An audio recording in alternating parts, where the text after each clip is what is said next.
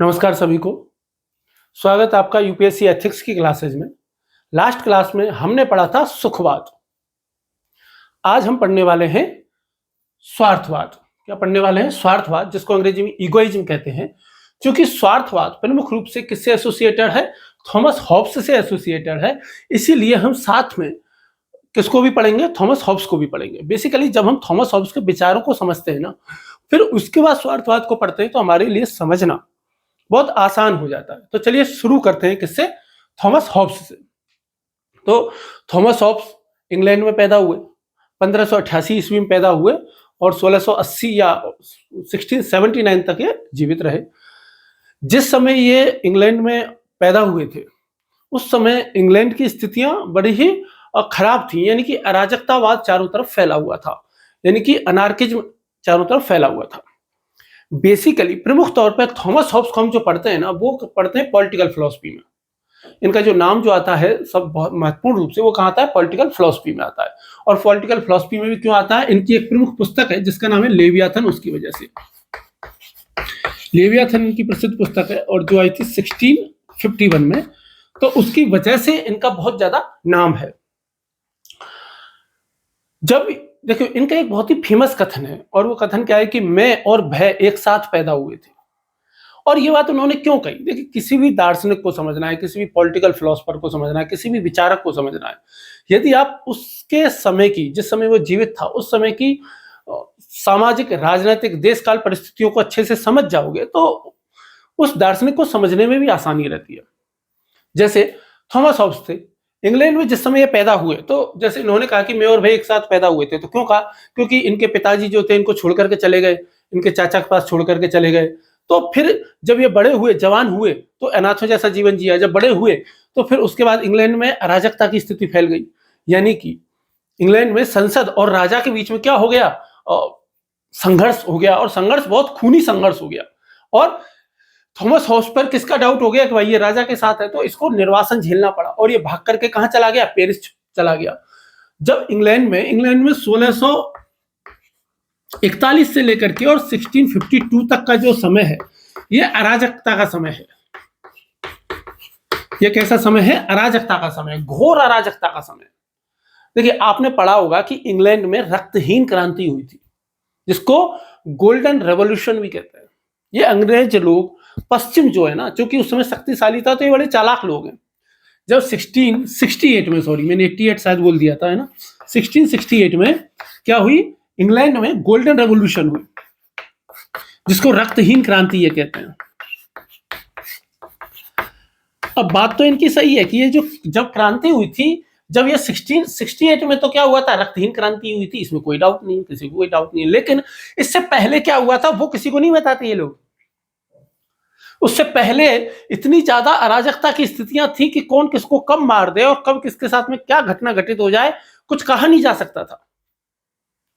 तो ये पश्चिम है। पश्चिम क्या है कि अपना नैरेटिव गढ़ता है हमेशा ही, हर परिस्थितियों में। तो ऐसी अराजकता की स्थितियां थी। तो चूंकि अराजकता की स्थितियां थी, तो इस समय ये कहां चला गया भाग करके? थॉमस हॉब्स पेरिस चला गया। और पेरिस में कैसे रहे? एक तरीके से निर्वासन का समय बताया। लेकिन ये निर्वासन का समय, देखिए, जो क्या कहते हैं कि जो ज्ञानी लोग जो होते हैं ना, वो अपने समय का सदुपयोग करते हैं। जैसे ये पेरिस में निर्वासन में गए ना, तो ये वहां पे किससे मिले? गैलीलियो से मिले, डेकार्ट से मिले, और जो यूक्लिड जो है उनसे, उनकी प्रमेय जो थी उससे बहुत ज्यादा प्रभावित हुए। तो बहुत सारी चीजों से ये प्रभावित हुए। वहां पे जाकर इन्होंने उन लोगों से संवाद किया, गैलीलियो से संवाद किया, डेकार्ट से संवाद किया, अपना समय व्यर्थ नहीं किया, और वहां पुस्तक लिखी लेवियाथन, जिसकी वजह से इनकी प्रसिद्धि है। जैसे आप भारतीय क्रांतिकारियों के बारे में पढ़ते होंगे या कई सारे महान लोगों के बारे में पढ़ते होंगे, वो जेल में जाते थे, पुस्तक लिख देते थे, क्योंकि समय का सदुपयोग करते थे, समय का सदुपयोग करना जानते थे। तो इस वजह से तो निर्वासन में रहे। उस समय लेवियाथन पुस्तक लिखी जब पेरिस से लौट करके आए। ठीक है, तो बेसिकली जो अभी तक जो, और फिर पेरिस से लौट करके आने के बाद अपना जीवन इन्होंने इंग्लैंड में ही गुजारा। और इनका फेमस कथन मैंने आपको बता ही दिया कि मैं और भय एक साथ पैदा हुए थे। तो इनकी जो प्रमुख कृति है लेवियाथन, इनका जो प्रमुख विचार है, ठीक है, वो क्या है? इनका प्रमुख विचार वो है social contract theory. Social contract theory यानी कि सामाजिक अनुबंध सिद्धांत। सामाजिक अनुबंध सिद्धांत। बेसिकली जितने भी ये विचारक हैं, मतलब सामाजिक अनुबंध सिद्धांत इन्होंने दिया, और उसी में इन्होंने क्या बताई, राज्य की अवधारणा बताई कि भाई राज्य का जन्म कैसे हुआ। तो ये क्या कहते हैं कि राज्य का जन्म कैसे हुआ, कॉन्ट्रैक्ट से हुआ है। लोगों ने आपस में कॉन्ट्रैक्ट किया, अनुबंध किया, और फिर उससे राज्य का जन्म हुआ। जैसे यदि आप कौटिल्य से पूछोगे, यदि आप मनु से पूछोगे, यदि आप प्लेटो से पूछोगे, यदि आप अरस्तु से पूछोगे, तो वो क्या कहेंगे कि भाई राज्य का जन्म क्या हुआ, तो वो क्या कहेंगे, राज्य ईश्वरीय कृति है। राज्य को किसी ने बनाया नहीं है, स्टेट पैदा नहीं हुई है, बल्कि ये क्या है, ईश्वर ने बनाई है, ये ईश्वरीय कृति है।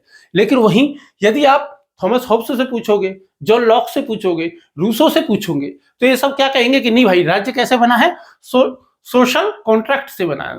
सोशल कॉन्ट्रैक्ट का मतलब सामाजिक अनुबंध, यानी कि जो लोग जो थे आपस में सहमति की, आपस में समझौता किया, और समझौता करके राज्य बनाई, सरकार बनाई। क्योंकि इन्होंने इतनी ज्यादा अराजकता की स्थितियां देखी थी ना, इसीलिए इन्होंने ये कहा था कि किसी भी प्रकार की अराजकता की स्थिति से, कि अराजकता की स्थिति की बजाय तो किसी भी प्रकार की सरकार हो वो बेहतर ही है, बस सरकार होनी चाहिए। कि हो कहीं भी आग, लेकिन आग जलनी चाहिए। तो वही बात है, ये क्या कहते थे कि सरकार होनी चाहिए, किसी भी प्रकार की सरकार हो, राज्य होना ही चाहिए, अराजकता होनी ही नहीं चाहिए। यदि आप थॉमस हॉब्स के प्रमुख विचारों के बारे में यदि हम जाने, तो 4 विचार इनके प्रमुख तौर पे हैं, जो कि बहुत ही महत्वपूर्ण हैं। और ये 4 विचार इनके कौन कौन से हैं? पहला है इनका विचार स्वार्थवाद, जो लिखा हुआ भी है, स्वार्थवाद, जिसको अंग्रेजी में कहते हैं ईगोइज्म। दूसरा है सुखवाद, जिसे हम पढ़ चुके हैं, जिसको कहते हैं हेडोनिज्म अंग्रेजी में। तीसरा इनका जो विचार है वो है आत्मनिष्ठतावाद। क्या है? आत्मनिष्ठतावाद। और जहां जहां आत्मनिष्ठतावाद यानी कि सब्जेक्टिविज्म जहां जहां मिलता है, वहीं वहां साथ में एक विचार और मिलता है, और उस विचार का नाम क्या है? सापेक्षतावाद। और सापेक्षतावाद को क्या कहते हैं? रिलेटिविज्म। स्वार्थवाद को इगोइज्म कह देंगे, हेडोनिज्म, सब्जेक्टिविज्म और रिलेटिविज्म। तो ये 4 प्रमुख विचार हैं। यदि इन 4 प्रमुख विचारों को समझ डाला तो जंगा लाला, यानी कि थॉमस हॉब्स आपका एकदम क्लियर है। और हम थॉमस हॉब्स को पढ़ते पढ़ते ही स्वार्थवाद को भी यही क्या कर लेंगे, आज की क्लास में क्लियर कर लेंगे। तो आगे बढ़े, चलिए आगे जब हम बढ़ेंगे तो सबसे पहले हम क्या देख लेते हैं, थोड़ा सा इनकी ज्ञान मीमांसा देख लेते हैं कि भाई थॉमस हॉब्स की ज्ञान मीमांसा क्या है। हमको पढ़ना तो जरूरी नहीं है, लेकिन चूंकि समझने में काम आएगी थॉमस हॉब्स को और स्वार्थवाद में, इसलिए इनकी एपिस्टेमोलॉजी यानी कि ज्ञान मीमांसा इनकी जो है वो क्या कहती है। तो इनकी ज्ञान मीमांसा कुछ नहीं है, ये कैसे है? सीधे सीधे अनुभववादी है। सीधे सीधे ये कैसे हैं? अनुभववादी है। और अनुभववादी को अंग्रेजी में क्या कहते हैं? एम्पायरिसिज्म। ठीक है, तो ये प्रमुख तौर पे कैसे हैं? अनुभववादी। यानी कि इनका यह कहना है कि भाई इस दुनिया में जो हमें ज्ञान की जो प्राप्ति होती है वो कैसे होती है? इंद्रियों से प्राप्ति होती है। ज्ञान की प्राप्ति कैसे होती है? इंद्रियों से। ये मतलब कि तर्कवाद के उतने ज्यादा पक्ष में है नहीं। ऐसा नहीं कि इन्होंने तर्कवाद को, रेशनलिज्म को पूरी तरीके से खारिज कर दिया, नहीं। ये कहते हैं कि भाई ज्ञान का एकमात्र स्रोत क्या है? इंद्रियां हैं। और चूंकि ज्ञान का एकमात्र स्रोत इंद्रियां हैं, इसीलिए क्या कहते हैं कि बिना संवेदना के, बिना अनुभव के कोई विचार उत्पन्न ही नहीं होता है। क्या कहते हैं ये? कि भाई बिना संवेदनाओं के, बिना विचार के कोई ज्ञान उत्पन्न ही नहीं होता है। जो विचार है ना, वो प्रतिच्छाया है।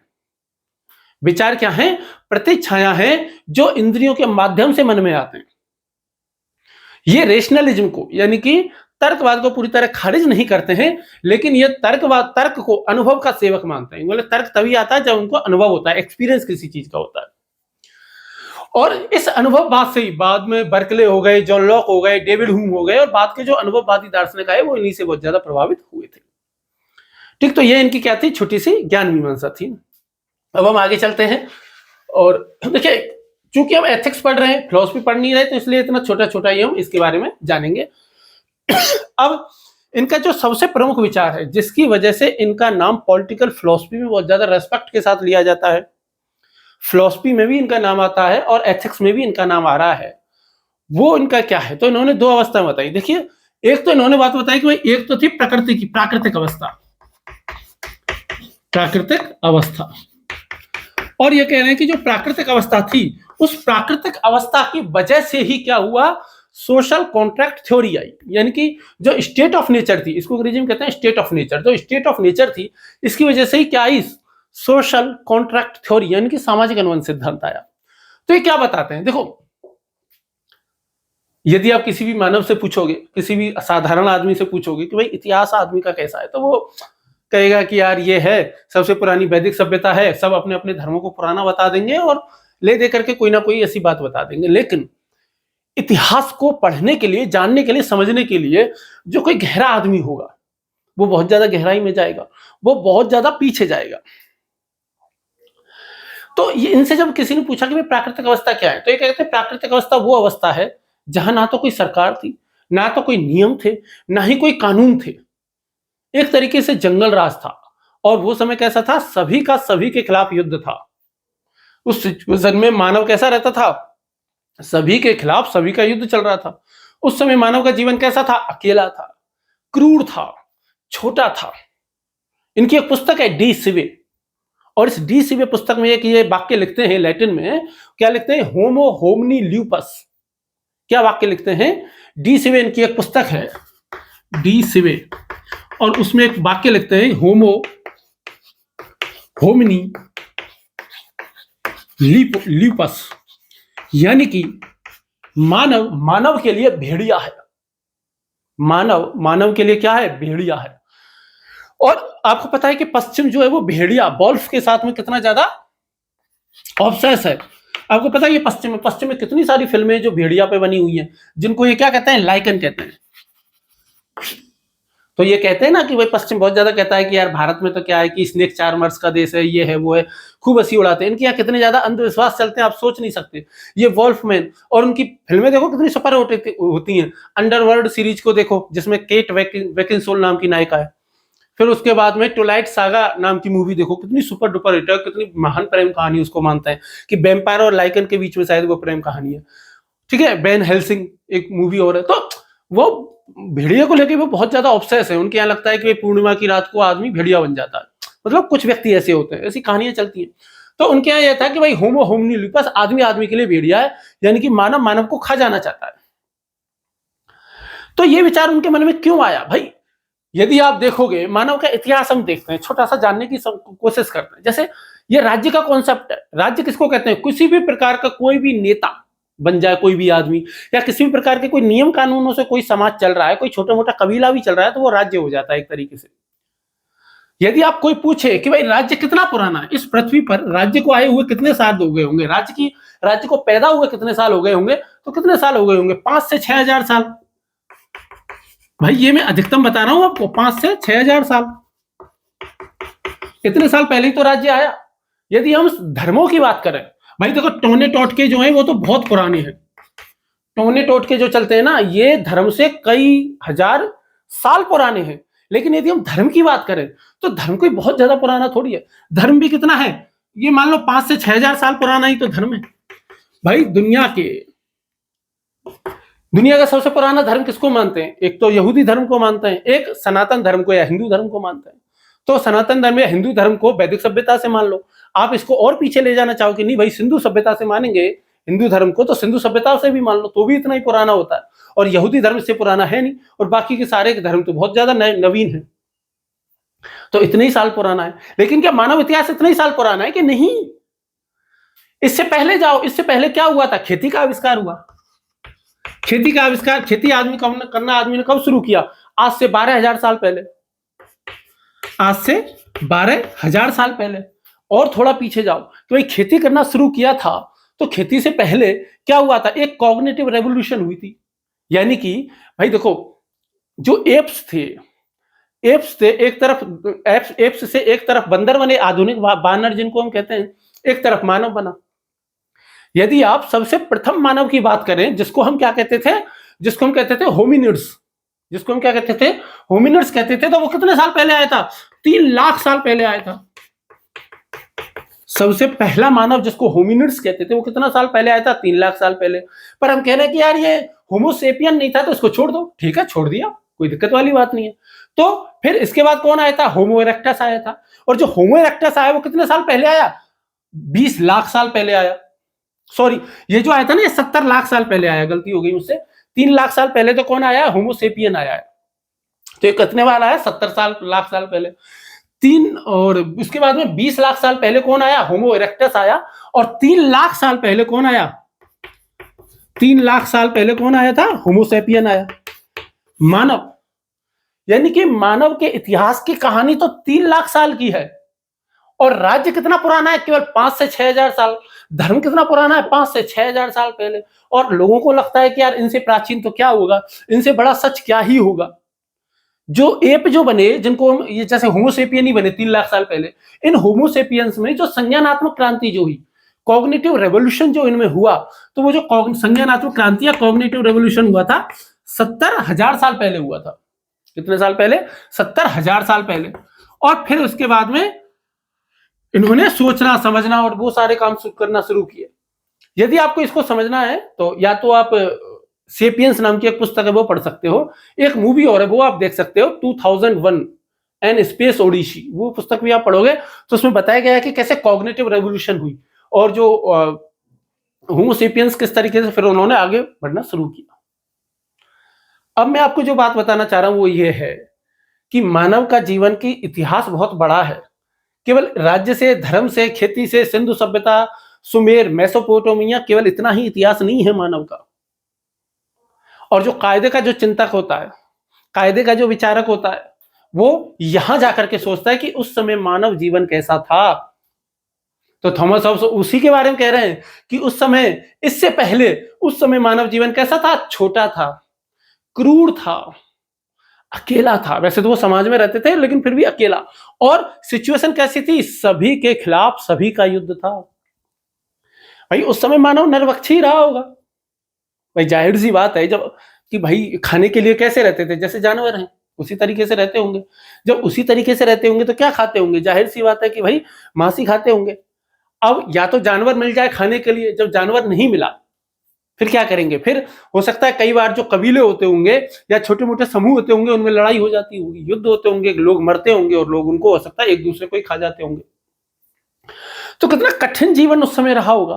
अब थॉमस हॉब्स कहता है कि चूंकि उस समय इतना कठिन जीवन था तो उस उतने कठिन जीवन में आदमी ने क्या करे? क्या आदमी भय की वजह से कांपता था, आदमी के पास कोई ऑप्शन ही नहीं, आदमी करे क्या? अपना जीवन बचाए कैसे? तब उस समय के जितने भी कबीले थे, थॉमस हॉब्स कहते हैं कि वो सब आपस में मिले होंगे और आपस में मिलकर के उन्होंने क्या किया होगा? एक कॉन्ट्रैक्ट किया होगा। और कॉन्ट्रैक्ट करके उन्होंने क्या कहा होगा कि नहीं भाई देखो ऐसा है, हम एक नियम कानून बनाते हैं और नियम कानूनों के हिसाब से चलेंगे। सबसे पहला नियम तो यही है कि भाई कोई किसी को मारेगा नहीं, मानव मानव को नहीं मारेगा। ठीक है। थॉमस हॉब्स राज्य के बारे में जो बात कहते हैं, तो अब आपकी समझ में आ गई ना ये राज्य कैसे बना, प्राकृतिक अवस्था कैसी थी। इस प्राकृतिक अवस्था के बाद में क्या आया? सोशल कॉन्ट्रैक्ट हुआ, फिर सामाजिक अनुबंध हुआ। और जो सामाजिक अनुबंध जो हुआ वो किस लिए हुआ? आदमी ने स्वार्थ की वजह से किया। भाई आदमी को अपनी जान प्यारी थी। अब यार आदमी अपने घर में भी सुरक्षित नहीं है, 24 घंटे डर डर के रह रहा है, क्या करेगा?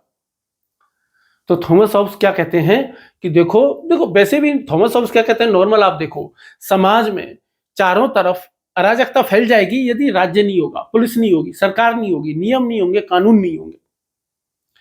कई बार आपको लगता होगा कि यार हेलमेट लगाना, सड़कों पर चलने के इतने सारे नियम बना रखे हैं और चालान कटवाते रहते हैं, इससे अच्छा तो फ्री कर दो ना, कोई कहीं भी चले, क्या फायदा, क्या दिक्कत है? ठीक है, मोटरसाइकिल वाला चल रहा है, मोटरसाइकिल वाला कह रहा है मैं कहीं भी चल सकता हूं, उसने साइकिल वाले को गिरा दिया, मोटरसाइकिल वाले को कार ने गिरा दिया, कार वाले को बस ने गिरा दिया, बस वाले को ट्रक गिरा देगा। कैसे जीवन चलेगा भाई? जिंदा कैसे रहोगे आप? जब 24 घंटे मृत्यु का भय सर पे रहेगा तो आप जी सकते हो क्या? नहीं जी सकते। तब थॉमस हॉब्स कहते हैं कि भाई देखो, जितने भी छोटे मोटे गुंडे हैं ना, इन सब छोटे मोटे गुंडों को कंट्रोल करने के लिए सबसे बड़ा गुंडा चाहिए। और वो गुंडा कैसा चाहिए? वर्दी वाला गुंडा चाहिए। और वो गुंडा कैसा होना चाहिए? जिसका कोई नियम हो, जो कानूनों के तहत रह करके ही काम करता है। जैसे कि ऐसे उदाहरण तो नहीं देना चाहिए स्पष्ट तौर पर, लेकिन कुछ राज्य हैं, कुछ राज्यों के मुख्यमंत्रियों को आप देखो, वो गुंडागिर्दी को पनपने ही नहीं दे रहे। आ बेटा कौन सा गुंडा आएगा मेरे सामने? आ कौन है जो अपने आप को बाहुबली कहलाना चाहता है? कौन है जो अपने आप को वो कहलाना चाह रहा है कि भाई हम तो फिरौती मांगेंगे, अपहरण करेंगे, गुंडागिर्दी करेंगे, दहशतगर्दी करेंगे, लोगों में डर का माहौल फैलाएंगे। कि सरकार के होते हुए कोई कि सबसे बड़ा डर किसका होना चाहिए? सरकार का। सबसे बड़ा डर किसका होना चाहिए? पुलिस का। इसके अलावा कोई गुंडा बन मत जाना, गलती से भी सोच भी मत लेना यहां मैं बैठा हुआ हूं, मैं मेरे होते हुए कोई गुंडा नहीं होगा। ये कौन? ये राज्य का तरीका होना चाहिए। और ये बात कौन कहता है? थॉमस हॉब्स कह रहा है। नेचुरल वे में भी आप देखोगे तो आपको भी ये तरीका थोड़ा पसंद आएगा। लेकिन वो जो वर्दी वाला गुंडा होना चाहिए ना, वो वर्दी वाला गुंडा किसमें रहना चाहिए? संविधान के दायरे में रहना चाहिए। वो संविधान के दायरे से बाहर नहीं जाना चाहिए। वो नियम कानूनों के अंदर ही रह करके काम करना चाहिए। और इसी विचार से जॉन लॉक हो गए, रूसो हो गए, वो भी इसी को मानते हैं। वो इस विचार को पूरी तरह स्वीकार करते हैं कि बिल्कुल नहीं भाई, राज्य होना ही चाहिए, राज्य के पास संप्रभुता होनी चाहिए। राज्य को भाई, सामाजिक अनुबंध सिद्धांत है क्या? प्राकृतिक अवस्था से बचने के लिए एक तंत्र बनाया जिसको राज्य नाम दे दिया। प्राकृतिक अवस्था से भाई सभी का सभी के खिलाफ युद्ध चल रहा है, इसे बंद करो ना। पता चला पड़ोसी आपको लूट को ले गए, फिर पड़ोसी को दूसरे पड़ोसी लूट के ले गए, ऐसे थोड़ी काम चलेगा भाई। नियम कानून तो बनाओ ना, ऐसे थोड़ी जिंदगी चलती है। तो सभी लोगों ने क्या कर दी? अपनी थोड़ी बहुत आजादी का त्याग कर दिया, अपने कुछ अधिकारों का त्याग कर दिया और वो सारे के सारे अधिकार राज्य को दे दिए। ठीक है, समझ में आ गया? ये शायद मैं आपको पहले भी बता चुका हूं, चूंकि हम पॉलिटिकल फिलॉसफी पढ़ नहीं रहे हैं तो और ज्यादा डिटेल में गहराई में इसमें जाएंगे नहीं। ठीक है, अब ये मैंने आपको बता दिया। अब हम जब स्वार्थवाद पढ़ने वाले हैं आगे, तब अब इसको ध्यान रखना है ना। चलिए अब हम शुरू करेंगे थॉमस हॉब्स को। इतना पढ़ने के बाद में बेसिकली स्वार्थवाद भी तो थॉमस हॉब्स ही है ना। अब हम शुरू करेंगे किसको? इगोइज्म को, स्वार्थवाद को। अब देखिए कि भाई स्वार्थवाद या इगोइज्म है क्या। तो मैंने आपको पहले ही बताया थॉमस हॉब्स के 4 प्रमुख विचार हैं। एक है इगोइज्म, एक हेडोनिज्म, एक सब्जेक्टिविज्म, एक रिलेटिविज्म। इगोइज्म यानी कि स्वार्थवाद, हेडोनिज्म सुखवाद, और आत्मनिष्ठतावाद है आपका सब्जेक्टिविज्म, और सापेक्षतावाद है रिलेटिविज्म। तो पहला देखते हैं हम स्वार्थवाद या इगोइज्म। स्वार्थवाद क्या है? स्वार्थवाद वह विचारधारा है जो मानती है, क्या मानती है? कि जो कोई भी व्यक्ति होता है ना, वो अपने हितों को हमेशा केंद्र में रखता है। स्वार्थवाद क्या मानता है? स्वार्थवाद ये मानता है कि प्रत्येक व्यक्ति स्वार्थी है। क्या मानना है? कि प्रत्येक व्यक्ति कैसा है? स्वार्थी है। मानव की प्रत्येक क्रिया किससे प्रेरित होती है? स्वार्थ से ही प्रेरित होती है। आपको थोड़ा थोड़ा सिगमंड फ्रायड याद आ रहा है, जिसने मनोविश्लेषणवाद दिया था, जिन्होंने ये कहा था कि मनुष्य की सारी इच्छाएं जो है वो यौन इच्छा जो है वो प्रबल इच्छा जो होती है उसी से प्रभावित होती है, उसी से ही संचालित होती है। और ये क्या कहता है कि निस्वार्थी है, हालांकि वो भी स्वार्थी है, यौन भी। ठीक है, तो ये भी स्वार्थी है। जब भी व्यक्ति के सेंट्रल में व्यक्ति कोई भी काम करेगा, वो किसको? अपने स्वार्थ को ध्यान में रख करके ही करेगा। ये कहता है कि मानव मूलतः कैसा है? स्वार्थी है। मानव मूलतः कैसा है? स्वार्थी है। हालांकि मार्क्स इस बात को नहीं मानता। मार्क्स कहता है कि नहीं, मानव परोपकारी है। गांधी जी भी नहीं मानते हैं इस बात को, लेकिन वो आगे हम देखेंगे जब इसकी आलोचना करेंगे। तो हॉब्स क्या कहता है कि, और स्वार्थवाद क्या कहता है कि मानव मूलतः कैसा है? स्वार्थी है। मानव जो भी काम कर रहा है, प्रत्येक काम, मनुष्य के प्रत्येक क्रिया का उद्देश्य क्या है? स्वार्थ की पूर्ति करना, और ना केवल स्वार्थ की पूर्ति करना बल्कि सुख की प्राप्ति करना। बेसिकली सुख की प्राप्ति करने का मतलब क्या है? स्वार्थ। भाई आदमी को किसी कोई काम करने में मजा आ रहा है, आनंद आ रहा है, उत्साह आ रहा है, खुश हो रहा है, वो उस काम कार्य को करने से सुख की प्राप्ति हो रही है, तो जाहिर सी बात है उसका स्वार्थ ही तो पूरा हो रहा है ना। मानव व्यवहार किससे प्रेरित होता है? स्वार्थ से। ये कौन कहता है? स्वार्थवाद कहता है, इगोइज्म कहता है, थॉमस हॉब्स कहता है। तो थॉमस हॉब्स कहता है कि जो मनुष्य है ना, मनुष्य की इच्छाएं ना, यदि किसी भी मानव से पूछा जाए कि भाई तुम्हारा क्या क्या कार्य करने का मन करता है, तुम्हारी क्या क्या इच्छाएं, इनको कॉपी में लिखो। भाई साहब लिस्ट इतनी बनेगी, इतनी लंबी बनेगी कि भाई पेन खत्म हो जाएगा, कागज खत्म हो जाएगा। कितनी सारी इच्छाएं, मनुष्य की असीमित इच्छाएं। मुझे भारत घूमना है, मुझे पूरा विश्व घूमना है, मुझे तो अंतरिक्ष में भी जाना है, मुझे तो मार्स पे भी जाना है, मैं तो फुल दारू पीना चाहता हूँ, मैं ये शौक मौज करना चाहता हूँ, मैं बहुत बड़ा घर बनाना चाहता हूँ, मैं मुकेश अंबानी बनना चाहता हूँ, मैं जो है वो अमेरिका का राष्ट्रपति बनना चाहता हूँ, प्रधानमंत्री, ये सुख भी प्राप्त करना चाहता हूँ, वो खाना चाहता हूँ, ये पहनना चाहता हूँ, ये करना चाहता हूँ। जाने क्या क्या करना चाह रहा है वो। असीमित इच्छाओं को पूरी करना चाह रहा है। और वो कहता है कि मनुष्य की इतनी इच्छाएं कभी समाप्त नहीं होती, ये कि मनुष्य खत्म हो जाता है लेकिन मनुष्य की इच्छाएं खत्म नहीं होती। मरते मरते भी कई सारे लोग आपने देखे होंगे जो मरते मरते भी क्या कहते हैं कि फलाने चीज काम ऐसा कर देना, ढिकाना काम ऐसा कर देना, फलाना काम ऐसा कर देना, ढिकाना काम ऐसा कर देना। मुझे एक जोक याद आ गया कि भाई कोई व्यक्ति था, वो व्यापारी था, तो दुकान चलाता था, तो वो उसकी अंतिम सांस चल रही थी, तो उसने पूछा मेरा बड़ा बेटा आ गया, छोटा बेटा आ गया, बीच का बेटा आ गया, फलाना आ गया, ढिकाना आ गया। तो फिर वो कहता है कि अरे यार जब सबके सब यही है तो फिर दुकान पे कौन बैठा है, जाके दुकान खोलो ना, या क्या खड़े हो। तो ऐसे जोक चलते हैं कई तरीके के। क्यों चलते हैं? क्योंकि मनुष्य की इच्छाएं कभी समाप्ति नहीं होती है। तो स्वार्थवाद वह सिद्धांत है जिसके अनुसार मनुष्य जो कुछ भी करता है उसका अंतिम उद्देश्य उसका स्वयं का सुख है, उसका स्वयं का लाभ है, उसका स्वयं का आत्म संरक्षण है। ठीक है। अब आपसे कोई पूछ ले कि भाई स्वार्थवाद के समर्थक कौन कौन है, स्वार्थवाद के समर्थक कौन कौन है, तो स्वार्थवाद के समर्थक याद कर लो। जो सुखवाद का समर्थक होगा वो किसका है? स्वार्थवाद का भी समर्थक है। तो सुखवाद के समर्थकों में सबसे पहले पश्चिम में प्राचीन काल से शुरू करें तो सबसे पहले कौन सा? पश था। एक पश व्यक्ति था ना जो चारवाकों जैसी बात करता था, जो कहता था कि सुखों में कोई भेद नहीं होता है, सारे सुख एक जैसे होते हैं, जो कहता था खाओ पियो ऐश करो मित्रों, दिल तो किसी का दुखाया नहीं, वो कहता था जीवन में ऐसी ऐश करो, कुछ मत करो। तो वो कौन था? अरिस्टिपस। कौन था?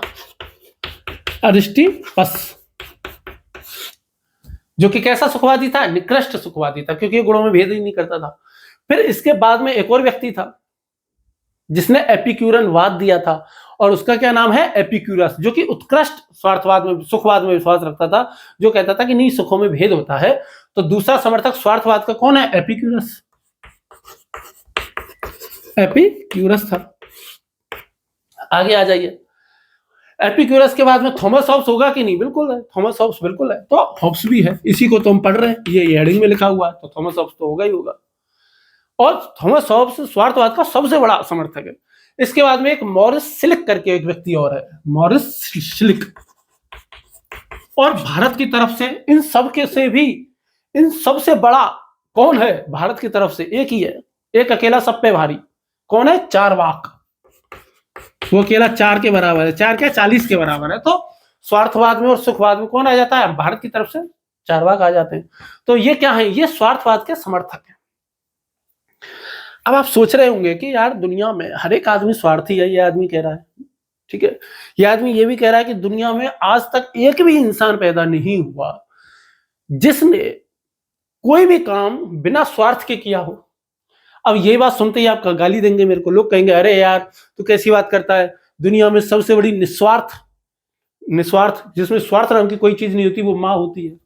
बाप भी होता है, बाप में भी बिल्कुल स्वार्थ नहीं होता। लोग कहेंगे सैनिक होते हैं, सैनिकों में क्या स्वार्थ होता है भाई, वो सैनिक जान दे रहे हैं अपनी। फिर क्रांतिकारियों को ले आएंगे, फिर गांधी जैसे महान लोगों को लेकर के आ जाएंगे, और फिर क्या कहेंगे अरे यार क्या पागलों जैसी बात करते हो, तू कहते दुनिया का प्रत्येक आदमी स्वार्थी है। हॉब्स ने कह दिया तो सही बात होगी ना। कितने देखो, कितने में आपको परोपकारी व्यक्ति बता सकता हूँ, कितने सारे ऐसे लोग बता सकता हूँ जो निस्वार्थी हैं। तो थॉमस हॉब्स उसको कैसे समझाता है, थॉमस हॉब्स उसको किस एंगल से समझाता है वो देखिए। तो वो कहता है कि आपकी बात बिल्कुल सही है, लेकिन मैं जो बात कह रहा हूं उसको समझो। मैं ये कह रहा हूं कि दुनिया का प्रत्येक व्यक्ति स्वार्थी है, लेकिन प्रत्येक व्यक्ति के स्वार्थ की परिधि अलग अलग है। प्रत्येक व्यक्ति के स्वार्थ की परिधि अलग अलग है। परिधि समझते हो ना? जैसे ये वृत्त होता है तो वृत्त के चारों तरफ ये जो है इसको हम क्या कहते हैं? परिधि। यदि आप भूल गए हो तो ठीक है। तो मैं आपको यहां बता देता हूं स्वार्थ की परिधि। स्वार्थ की परिधि क्या होती है? अच्छा मुझे एक बात बताओ,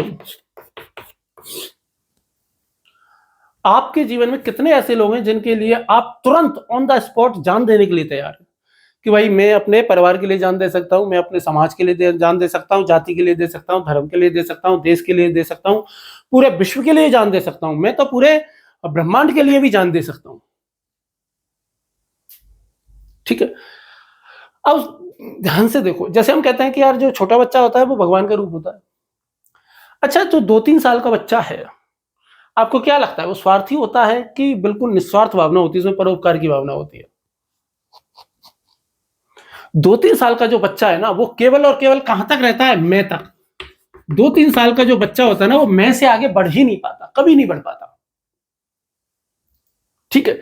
फिर धीरे धीरे वो बच्चा बड़ा होता है तो माँ बाप के संपर्क में आता है, भाई बहनों के संपर्क में आता है, दादा दादी, नाना नानी, चाचा चाची, काका काकी, दोस्त, फूफा मौसा, दोस्त, स्कूल, टीचर, और उसका जो दायरा है वो बढ़ता चला जाता है और उसके स्वार्थ की परिधि बढ़ती चली जाती है।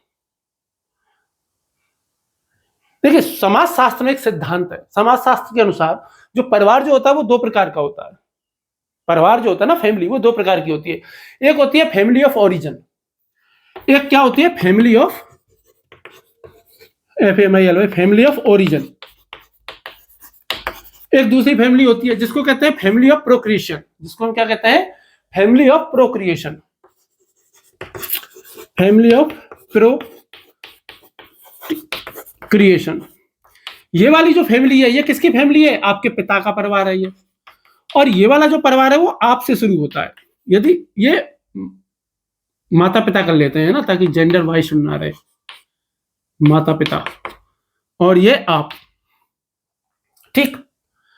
एक परिवार वो है, फैमिली ऑफ ओरिजिन, वो होता है जिस परिवार में आप जन्म लेते हो, और फैमिली ऑफ ओरिएंटेशन वो है जिससे आपका परिवार जन्म लेता है, जहां से आपका परिवार बना है।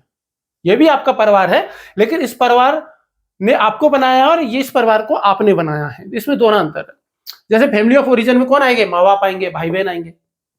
भाई बहन बचपन में कितने प्यारे होते हैं ना, जवानी तक होते हैं, प्यार बढ़ता है, बढ़ जाता है। फिर दोनों तीनों भाइयों की शादी हो जाती है, फिर सबके बच्चे हो जाते हैं, फिर सबके अलग अलग मकान बन जाते हैं, फिर वो आपस में पैसों के लिए लड़ते हैं, संपत्ति के बंटवारे को लेकर के लड़ते हैं, छोटी छोटी बातों पर लड़ते हैं, एक साथ रह नहीं पाते, एक घर में अलग अलग घर बनाते हैं।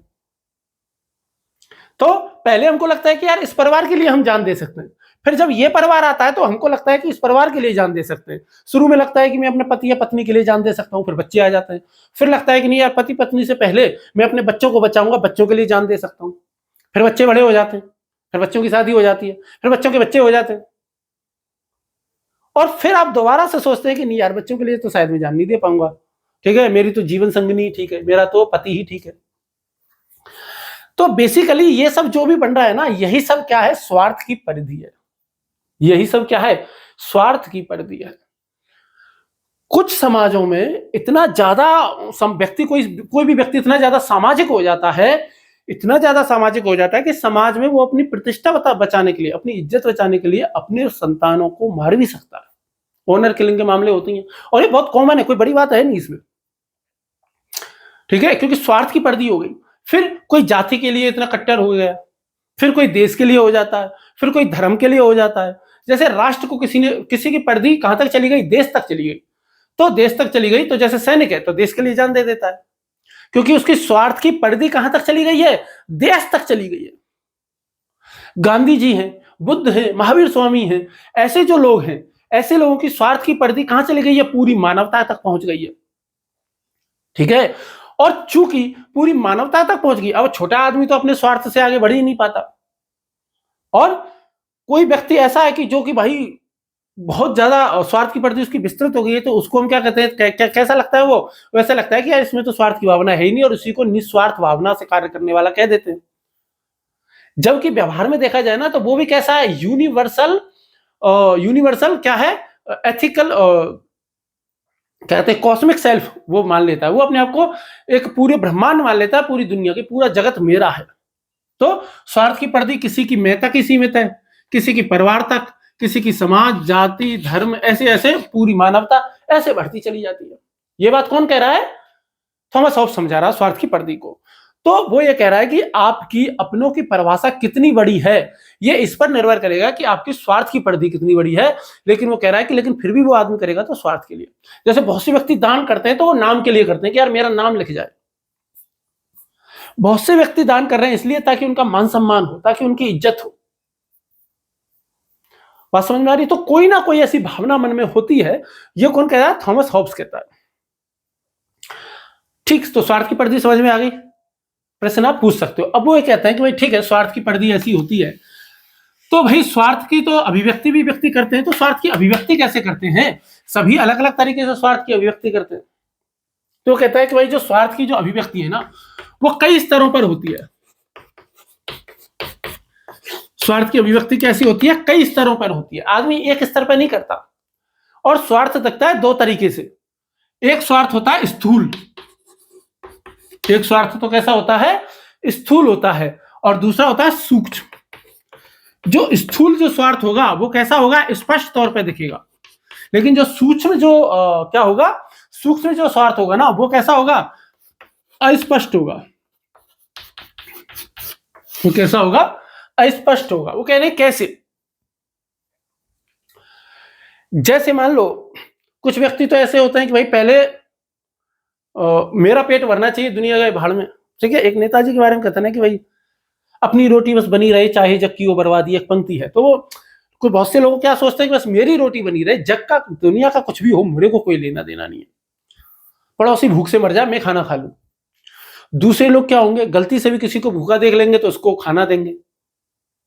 ठीक है, जैसे राजनेता है, वोट बैंक को खुश करने के लिए क्या करेगा? नीतियां बनाएगा। और कई बार जैसे फ्री की स्कीम चला दी, कई बार राजनेता ऐसी स्कीम चला देते हैं, वो देश की परवाह ही नहीं करते, वो भविष्य की चिंता ही नहीं करते, वो राज्य की चिंता नहीं कर रहे। उनको बस इस बात की चिंता है कि मैं चुनाव जीत जाऊं, मेरा वोट बैंक बना रहे। ठीक है, बहुत से व्यक्ति दान कर रहे हैं। दान किस लिए कर रहे हैं? ताकि समाज में उनका नाम हो, ताकि उनको स्वर्ग की प्राप्ति हो। एक मजेदार उदाहरण मैं आपको इसमें देता हूं। देखो, स्थूल में और सूक्ष्म में एक लड़की है, कहीं घूम रही है, जा रही है, कॉलेज में पढ़ती है मान लो। कुछ लड़के क्या होंगे? वो सीधा ही कह देंगे चलती है कि 9 से 12। ठीक है, या बहुत से गधे होते हैं जो सीधा आंख ही मार देते हैं। बहुत से ऐसे गधे होंगे कि जो मतलब कि वो तो खैर अपराध की श्रेणी में आ जाएंगे, लेकिन टच ही कर देते हैं। तो ये क्या है? ये अपना स्वार्थ दिखा रहे हैं, लेकिन उनका स्वार्थ कैसा है? स्थूल है, स्पष्ट है, साफ साफ दिख रहा है। अब एक दूसरा व्यक्ति है, दूसरा लड़का है, उसी क्लास में पढ़ता है, उसी लड़की की क्लास में, और उसकी तारीफ करेगा, उसकी बहुत ज्यादा मदद करेगा, और कैसी बातें करेगा? आप कितनी अच्छी हो, आप कितनी इंटेलिजेंट हो, आपको देख करके तो मुझे प्रेरणा मिलती है ना, आपको जब भी देखता हूं तो मेरा दिन बन जाता है। ये बात ये भी वही कर रहा है। इसने साफ तौर पे कह दिया चलती है कि 9 से 12, और ये बहुत धीरे धीरे कह रहा है। ये साफ साफ कह रहा है कि मेरी छतरी के नीचे आ जा, क्यों भीगे कमला खड़ी खड़ी। और ये बहुत धीरे धीरे चल रहा है कि आप कहो तो मैं आपको आज छोड़ दूं, प्लीज इतना तो मुझे मौका दो, प्लीज रिक्वेस्ट कर रहा हूं, आज मुझे छोड़ने दो आपको। तो दोनों की मनसा एक ही है, दोनों का क्या है? दोनों का ही स्वार्थ है, लेकिन एक अपने स्वार्थ की अभिव्यक्ति कैसे कर रहा है? स्थूल रूप में कर रहा है, और दूसरा कैसे कर रहा है? सूक्ष्म रूप में कर रहा है कैसा? दोनों में क्या है? स्वार्थ है। ठीक है, इसमें क्या है? इसमें भावनात्मक चालाकी है, इसमें प्रशंसा के रूप में स्वार्थ है, और सामाजिक भाषा का प्रयोग है, ऐसी सामाजिक परिभाषा का प्रयोग है जो समाज में स्वीकार करने योग्य है। ठीक, समझ में आया? तो इस तरीके से क्या करते हैं लोग? अपने अपने स्वार्थ की अभिव्यक्ति करते हैं, अपने अपने स्वार्थ की क्या करते हैं? अभिव्यक्ति करते हैं। ठीक, आगे पढ़ें। अब आगे हम ये देख लेते हैं कि भाई स्वार्थवाद का सुखवाद से क्या संबंध है, हेडोनिज्म से क्या इसका संबंध है। समझ में आ रहा है ना? आपके समझ में नहीं आ रहा हो तो सवाल पूछ लेना भाई नीचे, कोई दिक्कत वाली बात नहीं है। दोबारा समझा लेंगे, दोबारा समझा देंगे, चौबारा समझा देंगे।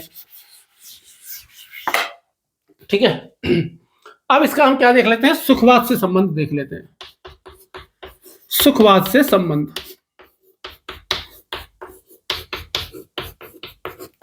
स्वार्थवाद का सुखवाद से, हेडोनिज्म से क्या संबंध है, क्या रिलेशन? देखिए, वैसे तो ऐसे कहते हैं कि भाई जो सुखवादी है वह 90% मामलों में कैसा होगा? वो स्वार्थवादी भी होगा। जो सुखवादी होगा वो 90% मामलों में कैसा भी होगा? स्वार्थवादी भी होता है। क्यों? क्योंकि जो अपने सुख को सर्वोपरि मानता है वो स्वार्थी आदमी है। जैसे कोई व्यक्ति है, उसको केवल अपने स्वाद से, अपने आराम से, मौज मस्ती के लिए जीता है, तो वो कैसा है? वो सुखवादी है। लेकिन साथ ही साथ में वो कैसा है? स्वार्थी भी है, क्योंकि उसे केवल अपना ही स्वार्थ दिख रहा है। तो जब हम सुखवाद से संबंध स्थापित करते हैं ना, तो दो परिस्थितियां हमारे सामने बन सकती हैं। तो कौन कौन सी दो परिस्थितियां बन सकती हैं? पहली परिस्थिति ऐसी बन सकती है कि कोई व्यक्ति सुखवादी तो है लेकिन स्वार्थवादी नहीं है। जैसे सुखवादी है, स्वार्थवादी नहीं। और दूसरी क्या सिचुएशन बन सकती है? दूसरी सिचुएशन बनेगी कि सुखवादी नहीं, स्वार्थवादी हाँ। ठीक, समझ में आ गया? दो सिचुएशन बन गई। अब इन दो सिचुएशन को देखते हैं। जैसे कि सुखवादी तो है लेकिन स्वार्थवादी नहीं है। अब इसका उदाहरण देखेंगे कैसे कि कोई आदमी को अपना सुख तो चाहिए लेकिन स्वार्थ से वो दूर है। जैसे मां को देखो, थॉमस हाउस तो मां को भी स्वार्थी कहते हैं पर्दी के आधार पर हम अभी पर्दी को छोड़ करके बात करें। जैसे मां है, मां अपने बच्चे को हंसते हुए देख करके खुश होती है, बच्चे को खेलते हुए देख करके खुश होती है, बच्चे के अच्छे नंबर आते हैं तो खुश होती है। तो क्यों? क्योंकि इसमें इसको क्या मिल रहा है? सुख मिल रहा है। लेकिन क्या इसमें मां का सीधा सीधा व्यक्तिगत स्वार्थ है? नहीं है, नहीं दिखता है। ठीक है, तो बेसिकली मां सुखवादी तो है लेकिन यहां पे स्वार्थवादी नहीं है। जितने भी साधु संत होते हैं जो बहुत ज्यादा परोपकार करते हैं, बहुत ज्यादा दानवीर होते हैं, वो कैसे हैं? उनको जैसे भाई साधु सन्यासी है, उनको मोक्ष चाहिए, उनको मुक्ति चाहिए, तो उनको ज्ञान चाहिए, तो वो सुखवादी तो हैं लेकिन स्वार्थवादी नहीं है। ऐसे ही दानवीर को सुख तो चाहिए भाई, दान देने का भी तो एक सुख मिल रहा है ना, उसको बहुत मजा आ रहा है दान देने में, मान सम्मान हो रहा है, नाम हो रहा है, लेकिन उसमें उसका खुद का स्वार्थ पूरा नहीं हो रहा बल्कि समाज का स्वार्थ पूरा हो रहा है। ठीक है, और ऐसे लोग जो कि जिनको सुख तो पसंद आता है लेकिन वो दूसरों के कल्याण में उनको मजा आता है। अब तो बेसिकली ऐसे लोगों के पक्ष में कौन कौन से लोग आते हैं? बेंथम आ जाता है और मिल, और इसी विचार को हम एक तरीके से क्या कह देते हैं? उपयोगितावाद कह देते हैं। अधिकतम लोगों के लिए अधिकतम सुख, जिसको हम इसके बाद अगले टॉपिक के तौर पर पढ़ेंगे, उपयोगितावाद को। ठीक, अब दूसरी सिचुएशन में आते हैं। दूसरी सिचुएशन क्या है कि व्यक्ति सुखवादी नहीं है लेकिन स्वार्थवादी है। उसको सुख नहीं चाहिए लेकिन वो अपना स्वार्थ पूरा करना चाहता है। ठीक है, जैसे बहुत से लोग कैसे होंगे? बहुत ज्यादा अहंकारी होंगे, बहुत ज्यादा अपनी नाक ऊंची रखने वाले लोग होंगे। ठीक है, तो इनको क्या है? सुख नहीं चाहिए। ठीक है, लेकिन क्या चाहिए? अपना स्वार्थ है। स्वार्थ क्या है? मेरी नाक नहीं कटनी चाहिए, कि भाई गर्दन रहे चाहे नहीं रहे, ये गर्दन झुकेगी नहीं, कट जाएगी लेकिन झुकेगी नहीं। तो बेसिकली इनको सुख मिल रहा है, क्या उसमें सुख नहीं मिल रहा, लेकिन स्वार्थ है इनका कि नहीं भाई।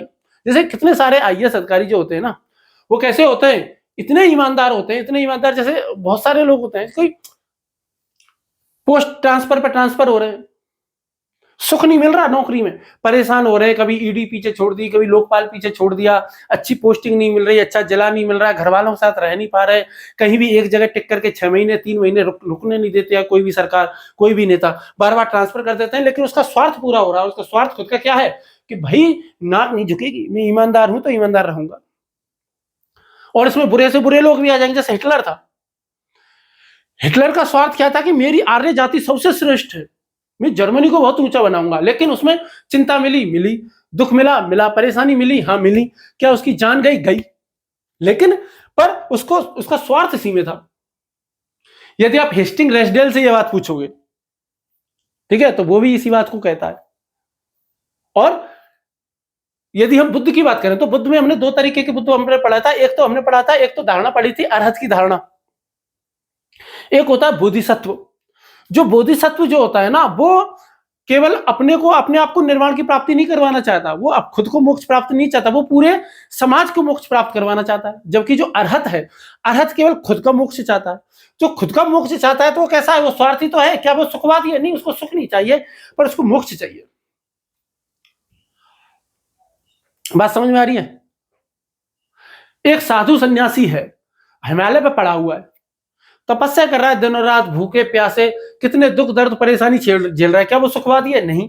लेकिन क्या वो स्वार्थवादी है? हाँ, क्योंकि वो अपनी मुक्ति प्राप्त करना चाहता है, वो मोक्ष की प्राप्ति करना चाह रहा है।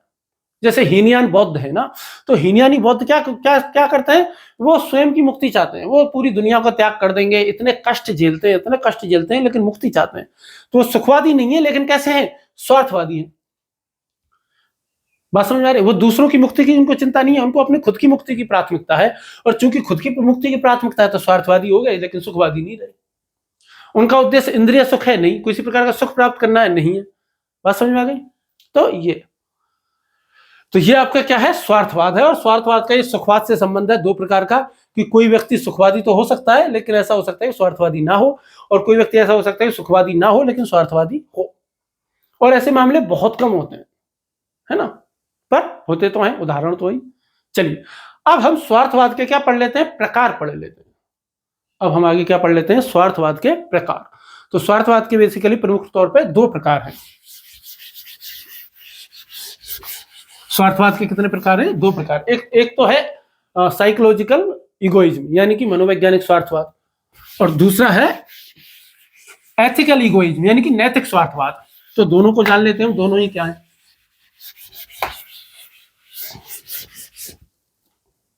चलिए पहले देख लेते हैं मनोवैज्ञानिक स्वार्थवाद।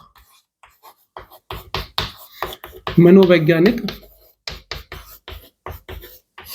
स्वार्थवाद, इसको कहते हैं साइकोलॉजिकल इगोइज्म।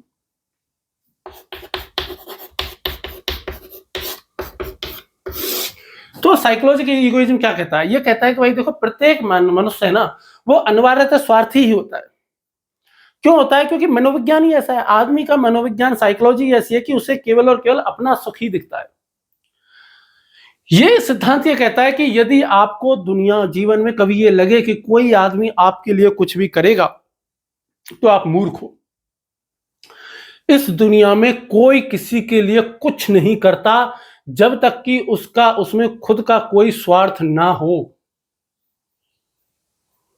ठीक है, चाहे वो सैनिक हो, वो चाहे मां हो, बस इतना हो सकता है कि उनके स्वार्थ की परिधि थोड़ी बड़ी हो। बस इतना हो सकता है कि उनके स्वार्थ की परिधि थोड़ी बड़ी हो। कोई भूखे को खाना देता है क्योंकि उसको भूखे लोगों को खाना खिलाने में संतोष की प्राप्ति होती है। थॉमस हॉब्स से किसी ने पूछा कि यार मानव की इच्छाएं कितनी होती हैं, वो देखो वैसे तो अनंत होती हैं, इच्छाओं की कोई गिनती नहीं है, लेकिन मानव की दो सबसे बड़ी इच्छाएं होती हैं।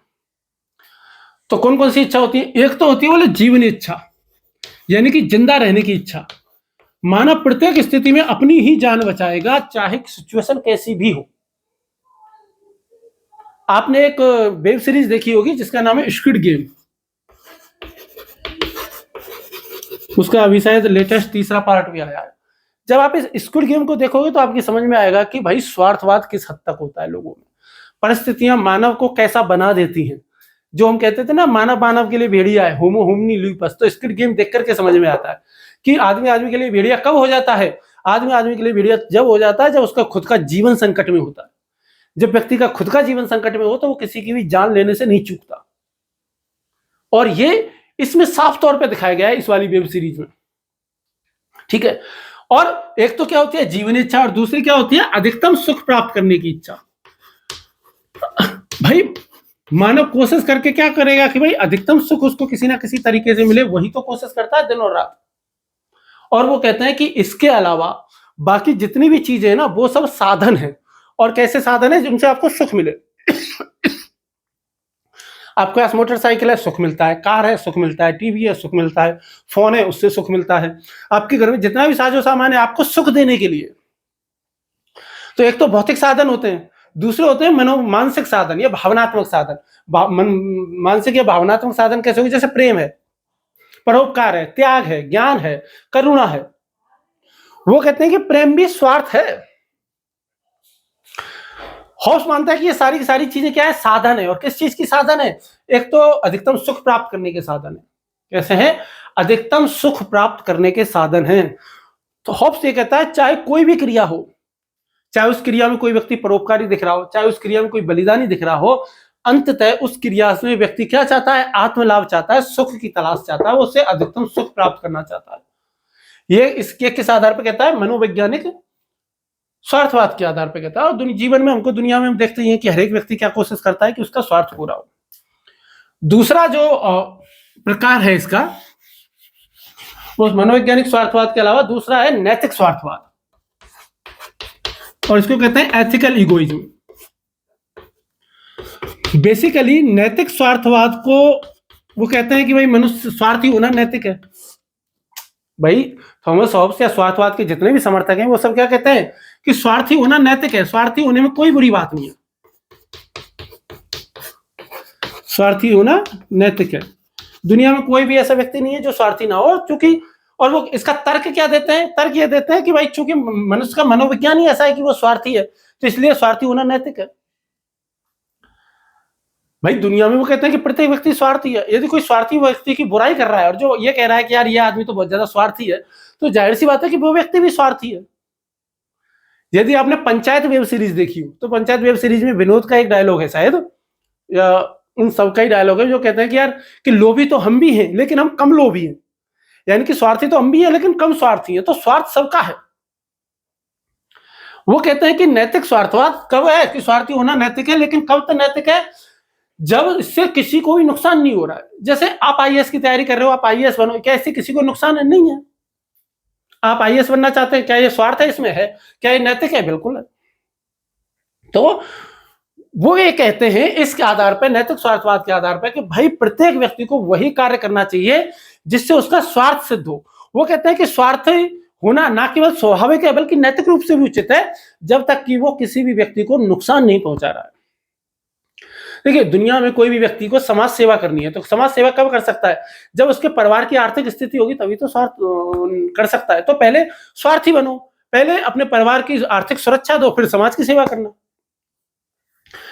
ठीक है। तो बेसिकली वो कह रहे हैं कि भाई ये स्वार्थ, जो ये एथिकल इगोइज्म है, नैतिक स्वार्थवाद जो है, ये मानव स्वभाव के अनुकूल है, ये अधिक व्यवहारिक है और अधिक टिकाऊ है।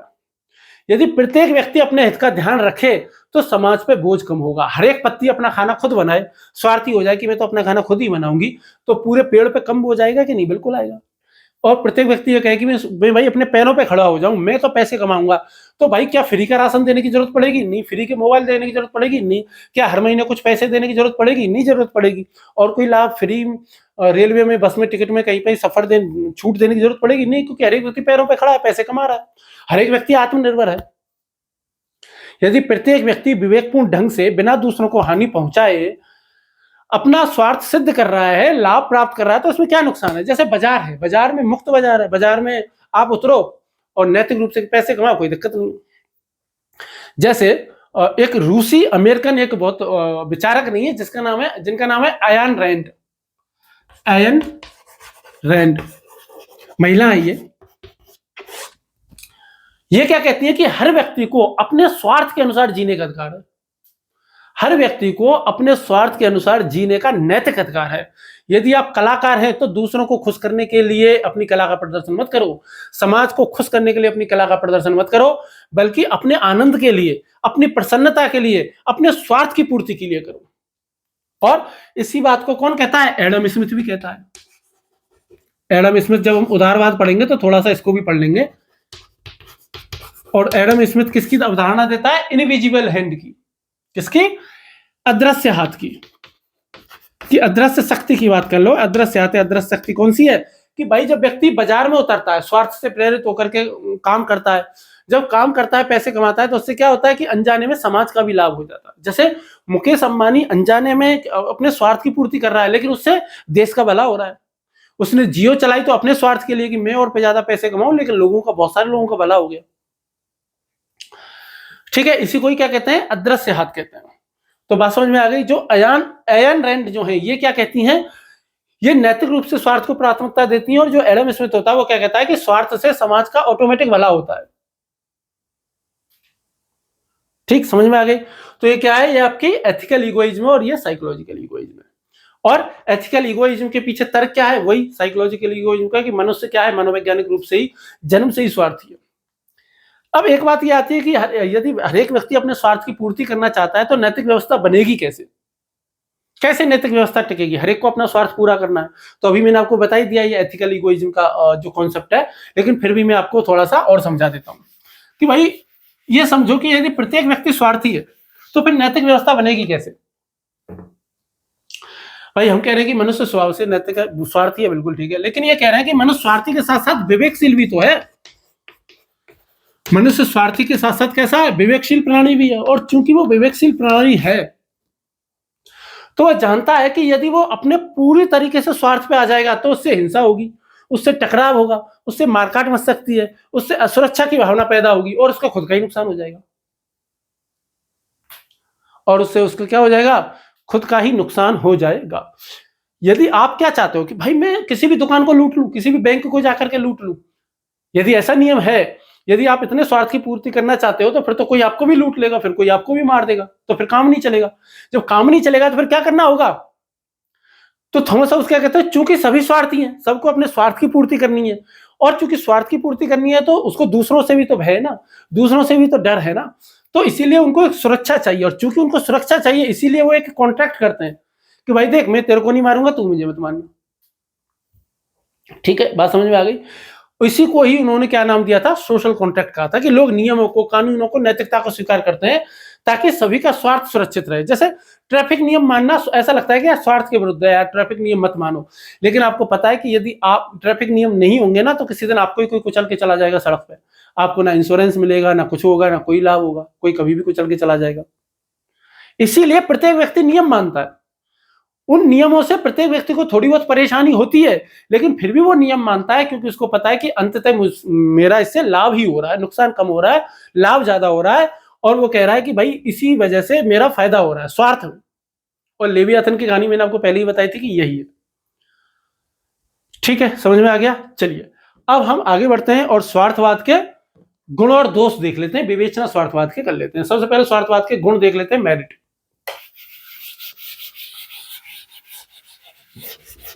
स्वार्थवाद के क्या गुण हैं?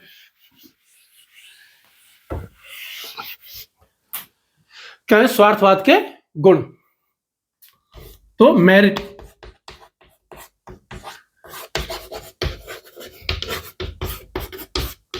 सबसे अच्छी बात स्वार्थवाद के बारे में क्या है कि भाई ये वास्तविकता है, प्रकृति की वास्तविकता है, मानव प्रकृति की वास्तविकता है। तो ये क्या है? मानव प्रकृति की वास्तविकता को स्वीकार करता है, मानव प्रकृति के सच की स्वीकार्यता है, वास्तविकता की स्वीकार्यता। ये मैंने छोटा करने के लिए लिख दिया, सच है ना, स्वीकार्यता होती है। और ये मानता है कि मैंने स्वभाव से स्वार्थी है तो मान लिया, तो भाई ठीक है ना, जो ओरिजिनल चीज है उसी को मानो ना, क्यों झूठ में पड़ते हो? दूसरी बात क्या होता है, चूंकि प्रत्येक व्यक्ति स्वार्थी है, वो अपना भला सोच रहा है, अपनी भलाई का वो खुद ही जिम्मेदार है, तो इससे क्या होता है, इससे व्यक्तिगत विकास होता है, क्योंकि व्यक्ति अपना खुद का भला बुरा सोचता है, तो इससे व्यक्तिगत विकास भी होता है। ना केवल व्यक्तिगत विकास भी होता है, बल्कि व्यक्ति कैसा भी होता है, आत्मनिर्भर भी होता है। बल्कि व्यक्ति कैसा बनता है, आत्मनिर्भर बनता है। ठीक है, और आगे देखें फिर दूसरी बात यह भी है कि जब भाई व्यक्ति कोई अपने हितों को पहचानता है, वो आत्मनिर्भर बनता है, अपना व्यक्तिगत विकास करना चाहता है, तो कैसा होगा, इससे उसका आत्मविश्वास बढ़ता है, वो निर्णय लेने, मतलब व्यक्तिगत विकास होता है, वही है, निर्णय लेने में सक्षम हो पाता है, वो आत्मविश्वास उसमें आता है, अपने निर्णय खुद लेता है। तो और तीसरा इसका लाभ क्या है कि इससे क्या बनता है, सामाजिक अनुबंध बनता है, सामाजिक संतुलन बनता है। प्रत्येक व्यक्ति अपने स्वार्थ की पूर्ति के लिए अपने कुछ हितों का त्याग करता है, तो सामने वाला भी तो कर ही रहा है ना अपने कुछ हितों का त्याग, वो भी अपने स्वार्थ की पूर्ति कर रहा है, तो इससे क्या बनता है, सामाजिक संतुलन पैदा होता है। तो इससे क्या पैदा होता है, सामाजिक संतुलन जो है वो पैदा होता है, सामाजिक संतुलन बनता है। ठीक है, और चूंकि जो एथिकल इगोइज्म है वो क्या कहता है कि भाई अपने हितों को नुकसान ना पहुंचाना ही सबसे श्रेष्ठ नीति है। ठीक है, अब इसके दोष देख लेते हैं। दोष जिनको हम कह सकते हैं डीमेरिट, कह सकते हैं, क्या कहते ही हैं। तो दोष क्या क्या है, सॉरी दोस्त, तो सबसे पहले तो यही भाई जो गांधी है, मार्क्स हो गए, ठीक है, इसके अलावा आप मिल को भी ले सकते हो, है ना, जेएस मिल, जॉन स्टुअर्ट मिल। तो गांधी ये कहते हैं कि यदि आप ये मान लोगे कि प्रत्येक व्यक्ति बहुत स्वार्थी है तो मानव बहुत छोटा हो जाएगा। वो कहते हैं कि मानव इतना छोटा नहीं है, मानव इतना लघु प्राणी नहीं है, वो कई बार अपने स्वार्थों का त्याग भी कर देता है। और मार्क्स तो बिल्कुल ही उल्टी बात कहता है। मार्क्स क्या कहता है, कार्ल मार्क्स कहता है कि मानव मूलतः स्वार्थी नहीं है, बल्कि मानव मूलतः परमार्थी है, वो परोपकारी है, वो जन्म से ही परोपकारी है, वो स्वभाव से ही परोपकारी है। स्वार्थी उसको बना देता है समाज, जिस समाज में वो जन्म लेता है ना, वो उसको क्या बना देता है, स्वार्थी बना देता है। ये कौन कहता है, कार्ल मार्क्स कहता है।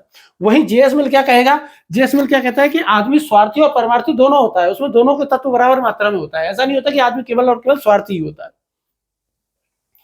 तो इसके नुकसान क्या होंगे, नुकसान यह है कि भाई इससे क्या होगा, भाई यदि समाज में केवल और केवल रेस रह जाएगी तो भाई एक बात बताओ, गरीबों का क्या होगा, वंचितों का क्या होगा, शोषितों का क्या होगा, विकलांगों का क्या होगा, महिलाओं का क्या होगा, बच्चों का क्या होगा, बुजुर्गों का क्या होगा, कमजोर लोगों का क्या होगा। जैसे स्क्विड गेम में आपने देखा ना कि भाई प्रत्येक व्यक्ति स्वार्थी हो जाए, तो स्वार्थी हो जाएगा तो क्या हो जाएगा कि भाई जो छोटे और कमजोर लोग थे वो मारे गए लड़ाई में, उनको ताकतवर लोगों ने मार दिया रात को अंधेरे में। तो इससे क्या हो सकती है, अराजकता फैल सकती है, और इससे आदमी संवेदनहीन हो सकता है, संवेदना शून्य हो सकता है कि भाई अपना स्वार्थ देखना है, दुनिया गई भाड़ में, दुनिया जा तेल लेने तू कर, दुनिया गई भाड़ में। ठीक है, फिर भाई आपके जो कई सारे उच्च मूल्य हैं, जैसे प्रेम है, सेवा है, करुणा है, परोपकार है, दया है, इन सब उच्च मूल्यों को तो नकार ही दोगे, और यदि आप मूल्यों को ही नकार दोगे तो फिर नैतिकता बचेगी कैसे। ठीक है, तीसरी बात क्या है कि जो शक्तिशाली होंगे वो कमजोरों का शोषण करेंगे। जैसे स्क्विड गेम में क्या है, जो अमीर लोग हैं, अमीर लोग क्या कर रहे हैं, एक गेम चला रखा है जिसमें लोगों की जान जाती है, और गेम कैसे चला रखा है, कुछ गरीब लोगों को पकड़ करके लाते हैं जिनके पास पैसा नहीं है, जिनके पास बहुत ज्यादा कर्जा है, उनसे कहते हैं खेलो पैसा मिलेगा, भागो घोड़ों की रेस की तरह, और जो कमजोर है उनको मार देते हैं। तो ये क्या हो गया कि भाई शक्तिशाली है ना अपने स्वार्थ के लिए, क्योंकि उनको मजा आ रहा है, वो खुद भी पैसे कमा रहे हैं और उनको मजा आ रहा है, तो इसके लिए वो क्या कर रहे हैं, कमजोर लोगों का शोषण कर रहे हैं, बेचारों का, उनकी जान ले रहे हैं। ठीक है, फिर जितने भी दर्शन है, बड़े बड़े जो दर्शन हैं, जैसे बुद्ध हो गई, गीता हो गई, जैन हो गए, ठीक है, और कई सारी जो धर्म हैं जो स्वार्थ की जगह त्याग की बात करते हैं, करुणा की बात करते हैं, सेवा की बात मानते हैं, उनको श्रेष्ठ मानते हैं, वो तो सब खारिज ही हो जाएगा ऑटोमेटिक। फिर समाज चलेगा ही कैसा, और यदि प्रत्येक व्यक्ति समाज अपने लाभ की चिंता करेगा फिर तो संघर्ष ही हो जाएगा ना, फिर संघर्ष अपरिहार्य हो जाएगा, फिर संघर्ष रुकेगा कैसे, लोग आपस में झगड़ा करेंगे, खून खराबा होगा। तो इस तरीके से बात है, तो ये जो चीजें है ना ये रुक नहीं सकती। बात समझ में आ गई। और जो ये हॉब्स है ना, हॉब्स के बारे में यदि कुछ और, तो ये आपका स्वार्थवाद पूरा हो जाता है। हॉब्स के बारे में कुछ और जानना हो तो इन्होंने महिलाओं के पक्ष में खूब लिखा, इन्होंने जो सोशल कॉन्ट्रैक्ट थ्योरी थी उसमें भी महिलाओं की समानता पे बात दी। हॉब्स ने जॉन लॉक को प्रभावित किया, जीन जैक्स रूसो को प्रभावित किया। तो ये सारी की सारी चीजें हैं। तो ये मैंने आपको थॉमस हॉब्स पढ़ा दिया और स्वार्थवाद पढ़ा दिया।